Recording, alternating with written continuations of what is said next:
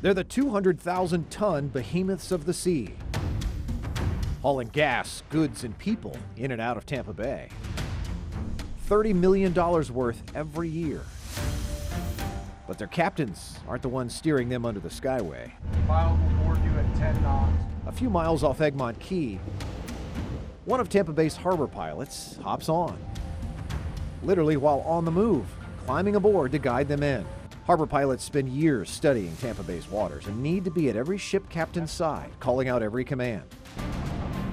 So they not only have to be maritime experts, but athletes, often climbing up to 25 to 30-foot rope ladder. Yeah, he's got his days. Tevin Freeman took a cruise when he was 6, and he was hooked by the sea. He remembers vividly his first climb and the first time he steered his first vessel under that Skyway Bridge. It was nerve-wracking for sure, yeah, because you hear the stories, so you're a little nervous about it, but it was cool. Then there's Kyle O'Connor. He grew up on the water and on ships. His father's a harbor pilot in Jacksonville. To finally be able to take over that, the con of the ship and pilot it myself was a dream come true. And they make it look easy.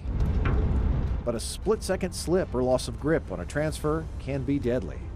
This is also the most dangerous time of year because with these winter fronts come the more treacherous conditions. We're only doing this right now in about 2 to 3 foot seas with a very light wind. Imagine when one of these fronts comes through. That's the toughest part of the job, really, is that ladder. And Mother Nature's only one challenge. Terry Fluke is executive director of the Tampa Bay Harbor Pilots Association. He tells me Tampa Bay is the toughest of all the ports in Florida to navigate, because Tampa Bay as a whole is extremely shallow, with an average depth of around only 11 feet.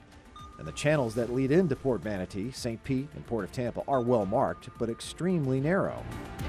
How narrow? Ships must pass through each channel in the bay within feet of each other, day and night, with no room for error.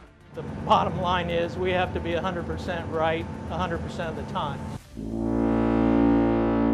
But below the surface lies another problem. Ships have more draft than smaller boats. That's the amount of ship below the surface.